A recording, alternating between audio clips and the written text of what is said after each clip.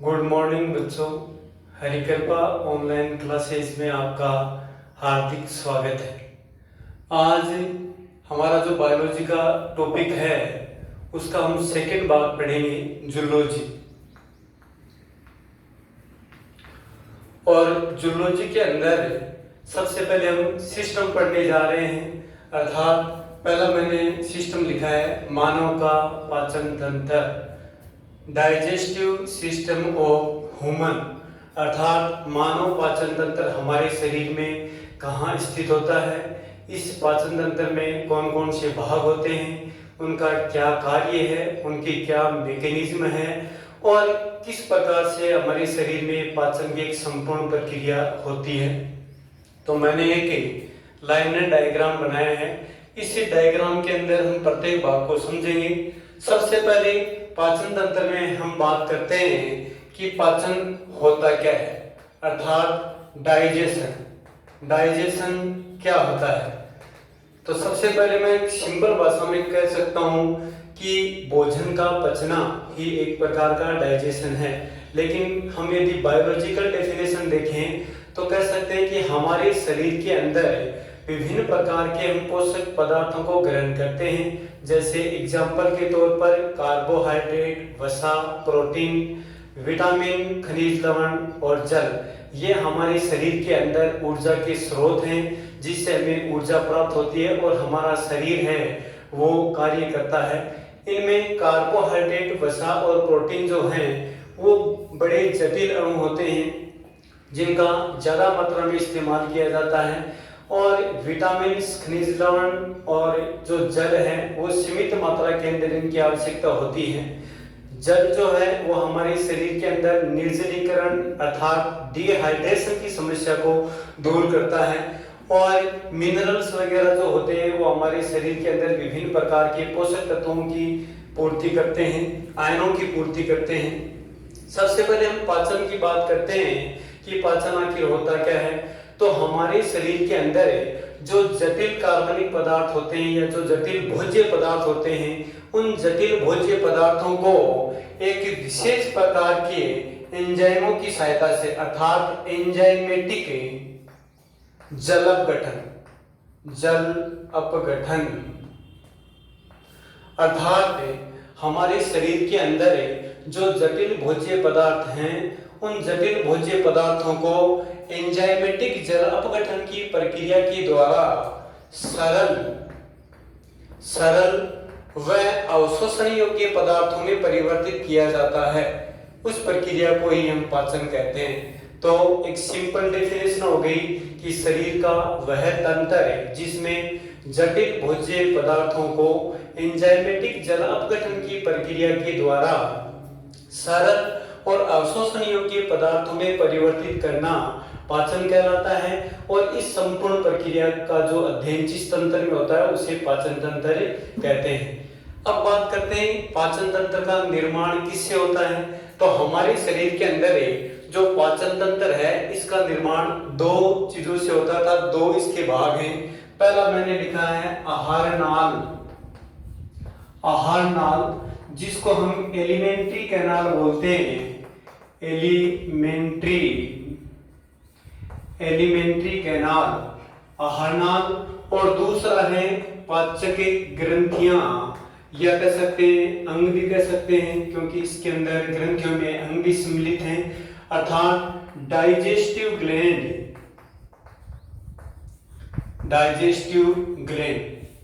ये इनके दो भाग हैं। आहार नाल, सबसे पहले हम बात करते हैं आहार नाल की। हमारी जो आहार नाल होती है, एलिमेंट्री कैनाल जो होती है, वो अग्र भाग के अंदर मुख से शुरू होती है और पश्च भाग के अंदर गुदा द्वार तक फैली रहती है। अर्थात हम कह सकते हैं कि गुदा द्वार के द्वारा आहार नाल बाहर की ओर ही खुलती है।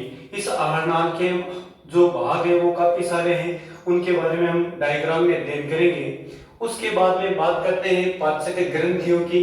अर्थात हमारे शरीर में मुख्य रूप से 3 पाचक ग्रंथियां हैं और ये पाचक ग्रंथियां जो हैं इनके द्वारा विभिन्न प्रकार के एंजाइमों का स्राव किया जाता है और इन एंजाइमों की पाचन की प्रक्रिया के अंदर महत्वपूर्ण भूमिका होती है।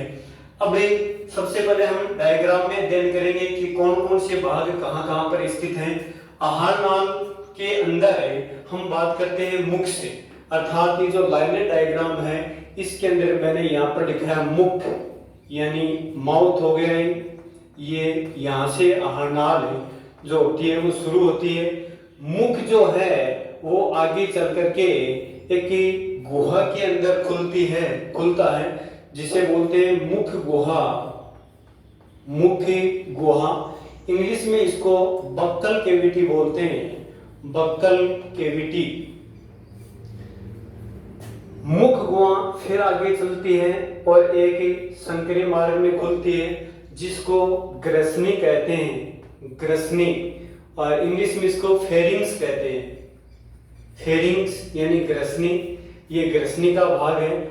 ग्रसनी आगे चलकर जिस मार्ग में खुलता है वो होता है ग्रसिका, ग्रसिका, जिसको हम ग्रास नाल भी कहते हैं। ग्रास नाल या भोजन की नली हो गई, इंग्लिश में इसोफेगस कहते हैं, इसोफेगस। ये इसोफेगस है, इतना भाग इसोफेगस है।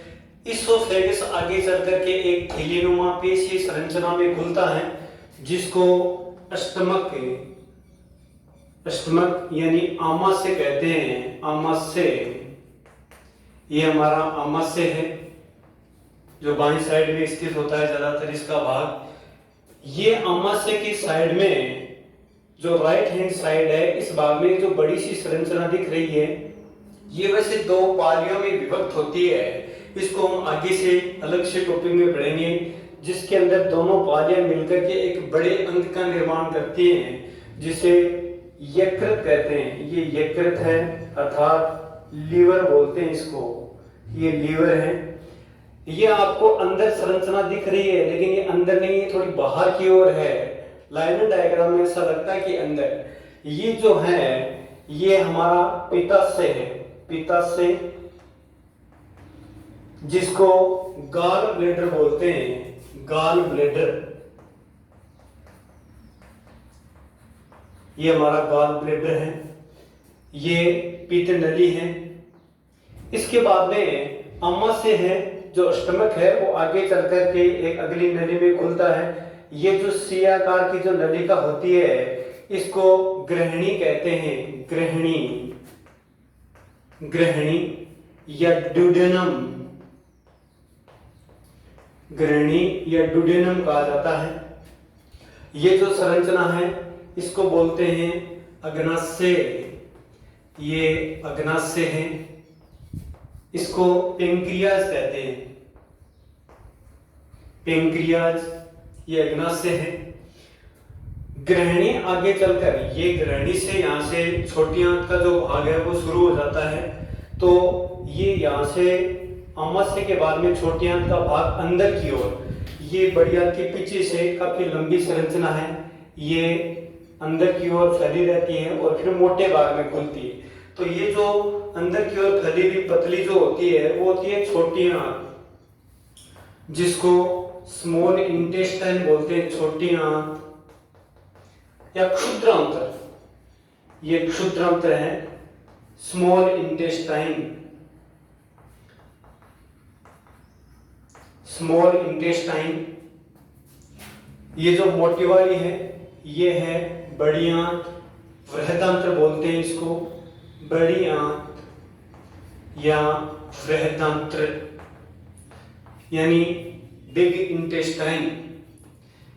अब बड़ी आंत का जो अगला जो भाग है, बड़ी आंत का भाग है लास्ट भाग, इसको बोलते हैं मलाशय यानी रेक्टम।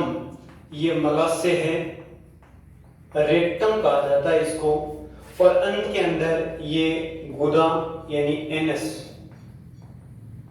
एनस। ये जो है कि बड़ी आंत और छोटी आंत का जो मिलन बिंदु है इसके पास एक पतली सी एक संरचना होती है जिसको बोलते हैं कर्मी रूपी परिशेषिका, कर्मी रूपी परिशेषिका। ये कर्मी रूपी परिशेषिका है यानी अपेंडिक्स है, वर्मी फॉर्म अपेंडिक्स, इसको अपेंडिक्स बोलते हैं। राइट हैंड साइड में होती है अपेंडिक्स। मेन जो इसके नाम थे ये हैं। अब बात करते हैं कुछ नाम है जो छिपे हुए, जैसे एग्जांपल के तौर पर हमारे यहाँ का जो पोर्शन है मुख ग्वाइने बक्कल केविटी का, इस बक्कल केविटी के इर्द गिर्द हमारे शरीर के अंदर लाल ग्रंथियां पाई जाती हैं, सेल्यूलरी ग्लैंड होती हैं। जैसे ये कान के पास में सेल्यूलरी जो ग्लैंड है इसको बोलते हैं कर्णपूर्व ग्रंथि, कर्णपूर्व, या इंग्लिश में इसको पैरोटिड ग्लैंड भी बोलते हैं, पैरोटिड ग्रंथि, ये पैरोटिड है। इसके बाद में जबड़े के अंदर यानी जो जां है उसके अंदर जो ग्रंथि होती है वो, और जीभ के नीचे जो ग्रंथि होती है उनको क्रमशः अधोजंभ और अधोजिह्वा, अधोजंभ और अधोजिह्वा, यानी जीभ के नीचे अधोजिह्वा और जबड़े में जो होती है नीचे वाले में वो होती है अधोजंभ। अब बात करते हैं एक ऑर्गन्स और है छोटा सा जिसको प्लिया कहते हैं, स्प्लीन। ये जो हमारा स्टमक है, इस स्टमक यानी पाचन का मुख्य जो भाग है ये अमाशय करता है, और अमाशय के पीछे की साइड में अर्थात कर सकते हैं जो डायफ्राम होता है उस डायफ्राम के नीचे और अमाशय के पीछे की ओर एक छोटा सा ऑर्गन्स होता है इधर, उसको बोलते हैं स्प्लीन, स्प्लीन, या इसको प्लीहा भी कहते हैं, तिल्ली भी कहते हैं। तो ये स्प्लीन होता है जो हमारे शरीर के अंदर एक लिम्फोइड ऑर्गन्स होता है, ब्लड का प्यूरिफिकेशन करता है, ब्लड का शुद्धिकरण करता है, प्लिया होता है। ये इसके मुख्य भाग हैं। अब यदि हम छोटी आंत की बात करते हैं यानी स्मॉल इंटेस्टाइन, तो छोटी आंत के भी 3 भाग होते हैं। एक नंबर में आता है ग्रहणी यानी ड्यूडेनम आता है, 2 नंबर में मध्य का जो भाग होता है उसको जेजुनम बोलते हैं, और तीसरा जो अंतिम भाग होता है छोटी आंत का उसको इलियम कहते हैं, जिनको हम प्रत्येक भाग के अंदर आगे से अलग अलग पढ़ेंगे। बड़ी आंत के अंदर जब देखते हैं यहाँ से बड़ी आंत शुरू होती है, तो बड़ी आंत में यहाँ पर जो भाग है उसको बोलते हैं अंधनाल, तो ये अंधनाल का भाग होता है। इसके बाद में कोलोन का भाग होता है, अंधनाल को इंग्लिश में सिकम बोलते हैं, ये सिकम हो गया, फिर कोलोन हो गया, और उसके बाद में अंतिम भाग रेक्टम। और वैसे यदि हम इस कोलोन की बात करें तो जो शुरू का भाग होता है, खड़ा भाग होता है, इसको आरोही बृहदांत्र के नाम से जानते हैं। ये जो है इसको अनुप्रस्थ बृहदांत्र कहते हैं, ये जो है इसको अवरोही बृहदांत्र कहते हैं, और अंत में एक सिग्माकार संरचना पाई जाती है, तो सिग्मा बृहदांत्र के नाम से भी इसे जाना जाता है। तो एक सिंपल जो डायग्राम था। अब हम इनके अलग अलग भागों की बात करते हैं, एलिमेंट्री कैनाल के भागों की बात। हाँ, तो हम बात कर रहे थे आहारनाल की, एलिमेंट्री कैनाल की। मानव की जो आहारनाल होती है वो लगभग 4.5 मीटर के लगभग होती है, और जब व्यक्ति की मृत्यु हो जाती है तो मृत्यु के पश्चात बॉडी का अंदर का भाग जो शिथिलित अवस्था में आ जाता है, अर्थात शिथिलन की अवस्था में ये मृत्यु के पश्चात 7 से 8 मीटर लंबी हो जाती है। आहारनाल जो होती है वो सबसे पहले मुख से शुरू होती है, तो मैंने 1 नंबर पॉइंट लिखा है मुख यानी माउथ। मुख क्या होता है? 2 गतिशील जो होठ हैं जिनको ओष्ठ बोलते हैं, तो 2 गतिशील ओष्ठों को घेरने वाली जो संरचना होती है, या 2 गतिशील होठों से घिरी हुई संरचना होती है, उसको मुख कहते हैं। मुख का मुख्य कार्य जो भोजन का जो ग्रास है उसको पकड़ना है। मुख जो है वो आगे चल करके मुख गुहा यानी बक्कल केविटी में खुलता है, मुख गुहा यानी बक्कल केविटी।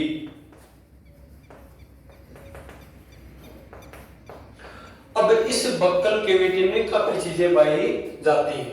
मुख गुहा के अंदर है जो मुख गुहा का ऊपर का भाग है जिसे हम तालु कहते हैं, तालु पेलेट, अर्थात मुख गुहा की जो छत है उसको कठोर तालु कहते हैं और मुख गुहा का जो फर्श होता है उसको कोमल तालु कहते हैं। मुख गुहा के अंदर की ओर दोनों साइड के अंदर भित्तियां पाई जाती हैं। इसके अलावा तालु के अलावा मुख गुहा के फर्श के पास में अधर भाग से एक संरचना, पेशीय संरचना जुड़ी रहती है जिसको जिह्वा कहते हैं, जिह्वा।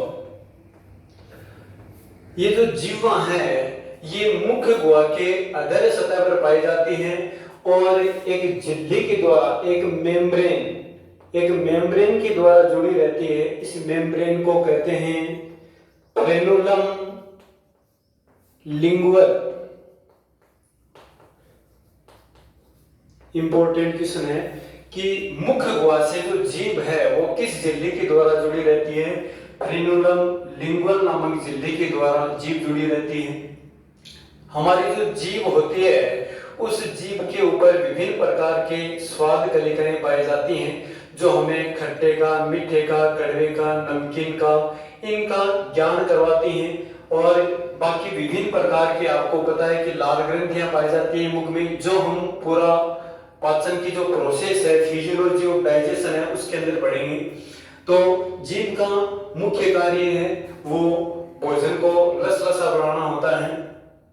जीवा के अलावा मुख के अंदर दांत पाए जाते हैं और दांतों के अंदर हम विशेष रूप से, काफी लंबा चौड़ा टॉपिक है, डायग्राम है, वो पढ़ेंगे। अब बात करते हैं दांत की।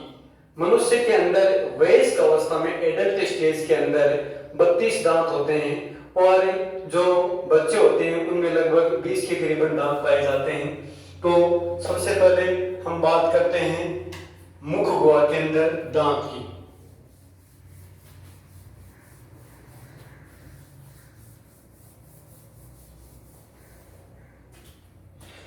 मानव दंत संरचना। मानव के अंदर जो दांत होते हैं वो गर्तदंती, द्विबारदंती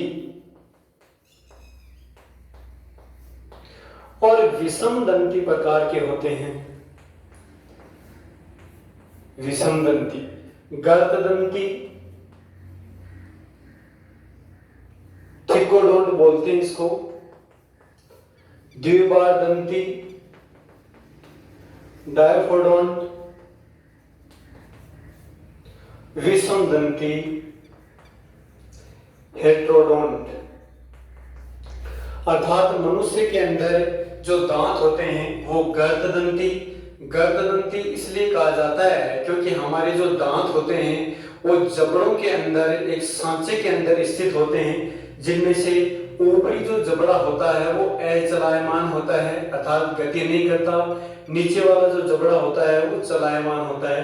तो धस्य होने के कारण इनको थ्रिकोडोंट यानी गर्तदंती कहते हैं। द्विबारदंती अर्थात डायफोडोंट। द्विबारदंती अर्थात मनुष्य सहित जितने भी लगभग मैमल्स हैं उनके अंदर दांत 2 प्रकार के होते हैं। एक होते हैं अस्थायी दांत, अस्थायी दांत जिनको हमें मिल्क टीथ या दूध के दांत भी कहते हैं, दूध के दांत, जो 20 की संख्या के अंदर होते हैं। दूसरा है अस्थायी दांत।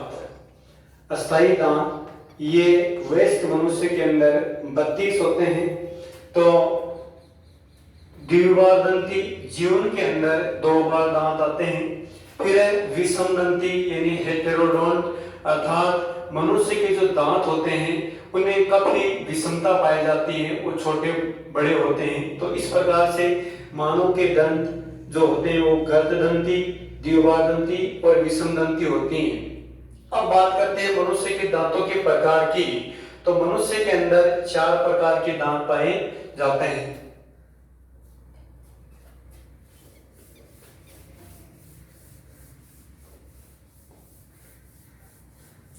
सबसे पहले हम बात करते हैं फर्स्ट प्रकार, कृंतक, इंसाइजर बोलते हैं इसको। इंसाइजर्स। मानव के अंदर 4 प्रकार के दांत पाए जाते हैं। 1 नंबर में है कृंतक यानी इंसाइजर्स, 2 नंबर में आता है रदनक, केनाइंस, केनाइंस कहते हैं। 3 नंबर में जो दांत है उसको कहते हैं अग्रचर्वणक यानी प्रीमोलर्स, और 4 नंबर का जो है वो है चर्वणक, मोलर्स।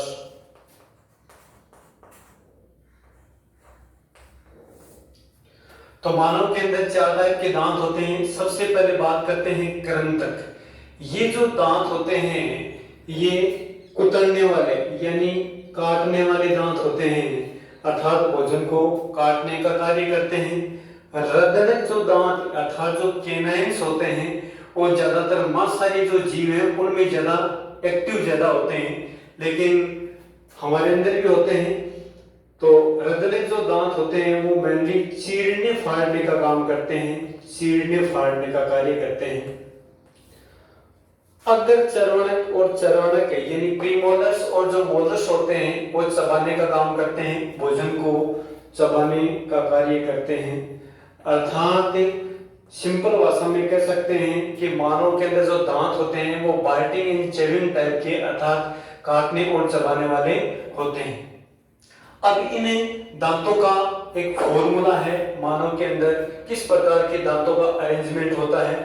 तो एक सिंपल सा सूत्र है 2 1 2 3 अपॉन 2 1 2 3, अर्थात मानव का जो डेंटल फॉर्मूला है, दंत सूत्र, एक वयस्क मनुष्य के अंदर दांत किस प्रकार से व्यवस्थित होते हैं। तो मैं बात करता हूं दंत सूत्र की, अर्थात डेंटल फॉर्मूला। सबसे पहले लिखा है इंसाइजर, केनाइन, प्रीमोलर और मोलर, अर्थात वो संख्या है 2 1 2 3 अपॉन 2 1 2 और 3, अर्थात ये जो फॉर्मूला है ये ऊपर का है, ऊपर के जबड़े का, नीचे वाला है नीचे का जबड़े का। इसको 2 से गुणा, अर्थात मैंने आधे जबड़े का फॉर्मूला लिखा है, अभी आपको बताएंगे।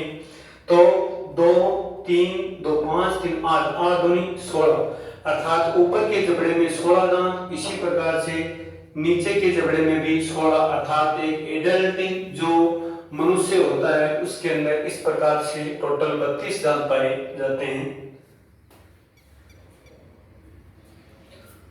हम बात करते हैं शिशु अवस्था के अंदर कौन कौन सी स्थिति होती है। सबसे पहले बात करते हैं कृंतक दांत। ये कुतरने वाले दांत जो होते हैं वो लगभग 6 से 8 माह के अंदर शिशु के अंदर प्रकट होने लगते हैं।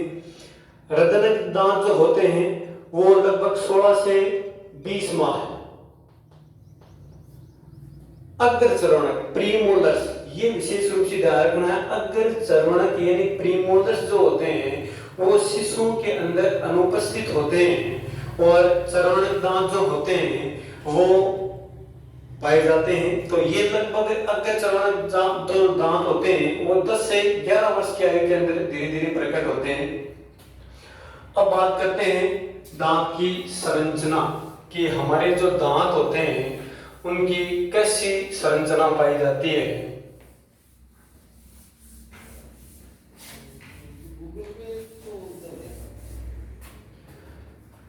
मैंने एक इस प्रकार से जबड़ा बनाया है, ये जबड़ा है, और हम नॉर्मली देखते हैं तो हमारे सामने इस प्रकार से 4 समान दांत होते हैं, इस प्रकार से 2 बड़े दांत होते हैं।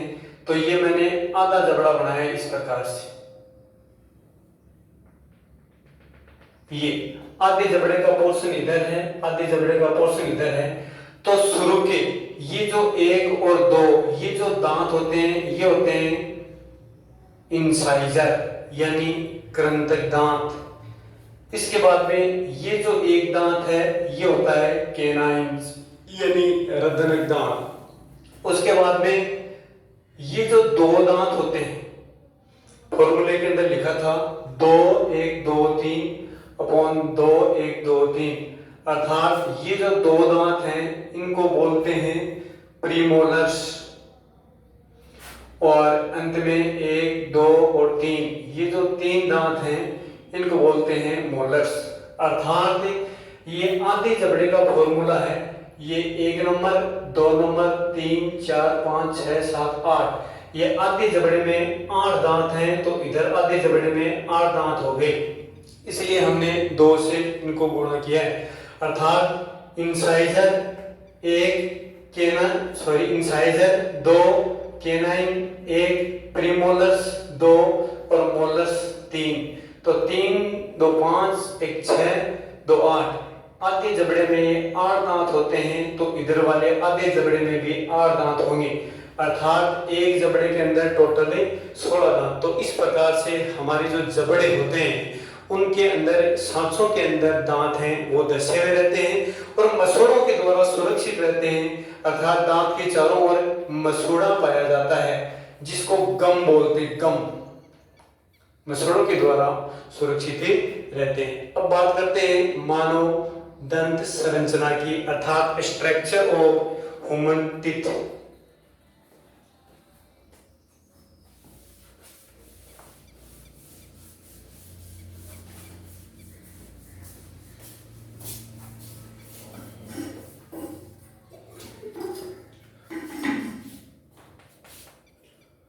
स्ट्रक्चर ऑफ ह्यूमन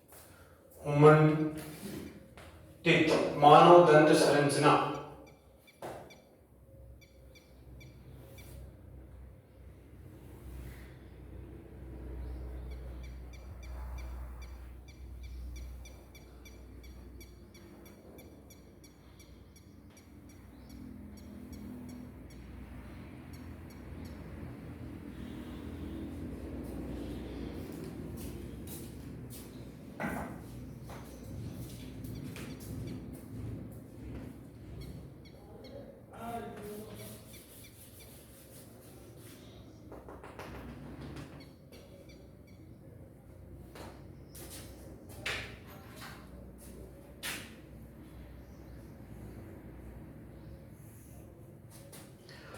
मानव दंत संरचना के अंदर देखते हैं, ये मानव का जो दांत है इसके मुख्य रूप से 3 भाग होते हैं। ये दांत का सबसे ऊपर का जो भाग होता है जो व्हाइट दिखाई देता है, इसको शिखर कहते हैं। शिखर, इंग्लिश में क्राउन कहते हैं इसको, क्राउन। ये इतना भाग क्राउन कहलाता है। मध्य का जो भाग होता है यहां पर मसूड़े होते हैं,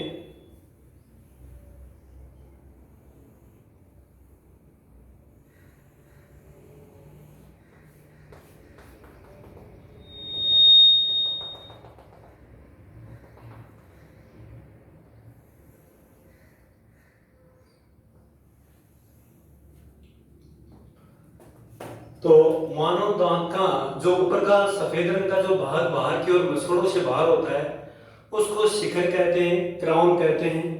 ये जो मध्य का भाग होता है इसको ग्रीवा, ये नेक है जो मसूड़ों के द्वारा सुरक्षित रहते हैं। ये मसूड़े हैं, ये दोनों साइड के अंदर ये मसूड़े हैं, ब्लड वेसल्स हैं इनमें, अर्थात गम। ये ऊपर का जो भाग है ये इनेमल कहलाता है, इनेमल। अर्थात मानव के शरीर का सबसे कठोर भाग होता है अस्थि समान। दांत का जो अस्थि समान कठोर भाग होता है इसको इनेमल कहते हैं। शिखर है, ये इनेमल के द्वारा ढका हुआ रहता है, कवर्ड रहता है। ये दांत का जो मध्य का भाग होता है इस भाग को डेंटिन कहते हैं, डेंटिन। ये दांत का मध्य का भाग है जिसको डेंटिन कहा जाता है। और ये सबसे बीच का भाग, ये एक गुहा सी लग रही है, ये खाली सा भाग लग रहा है लेकिन खाली नहीं है। इस भाग के अंदर ब्लड वेसल्स हैं, कोशिकाएं हैं, विभिन्न प्रकार की नर्व हैं। इसको पल्प केविटी, पल्प केविटी अर्थात मज्जा गुहा, हिंदी में मज्जा गुहा कहा जाता है, पल्प केविटी है। और ये जो पल्प केविटी है, इस पल्प केविटी के अंदर दो तीन चीजें पाई जाती हैं।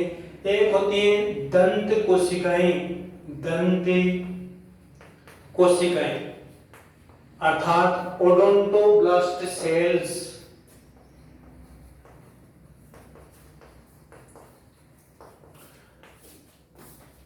पल्प केविटी दांत का मध्य का भाग, जिसको मज्जा गुहा कहते हैं। मज्जा गुहा के अंदर दंत कोशिकाएं पाई जाती हैं अर्थात ओडोंटोब्लास्ट सेल्स पाई जाती हैं। इसके अलावा रक्तवाहिनियां यानी ब्लड वेसल्स पाई जाती हैं। रक्तवाहिनियों के अलावा तंत्रिकाएं पाई जाती हैं, विभिन्न प्रकार की नर्व पाई जाती हैं। तो ये पल्प केविटी का अंदर का भाग है, इसमें इतनी संरचनाएं होती हैं।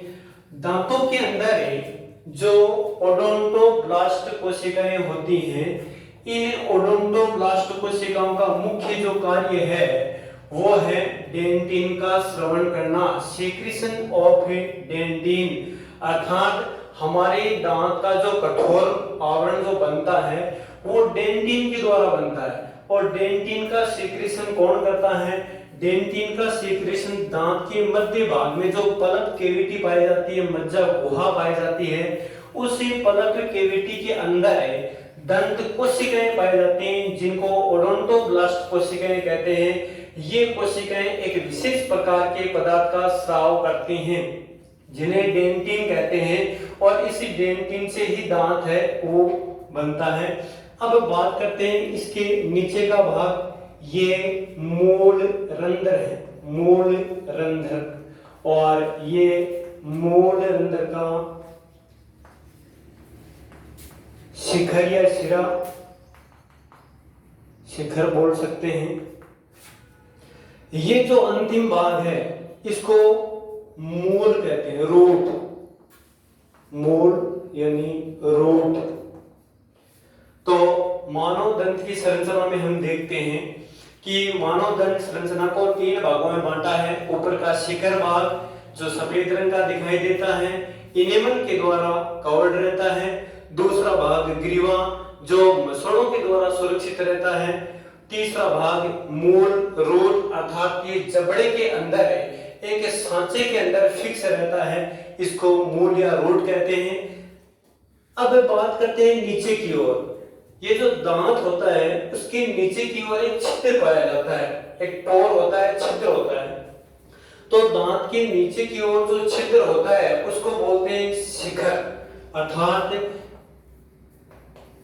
शिखर छिद्र भी कह सकते हैं, या कह सकते हैं एपिकल पोर। एपिकल पोर अर्थात कह सकते हैं कि जो दांत होता है उसके नीचे की ओर जो छिद्र पाया जाता है उस छिद्र का नाम है एपिकल पोर। इस एपिकल पोर के द्वारा नीचे से दांत के अंदर ब्लड वेसल्स की सप्लाई होती है, अर्थात दांत को ब्लड की आपूर्ति होती है। इसके साथ ही जो सेवन की प्रक्रिया होती है अर्थात तंत्रिकीय सेवन जो होता है वो भी नीचे से दांत को प्राप्त होता रहता है, जिससे दांत की जो सेंसिटिव क्षमता होती है वो बनी रहती है।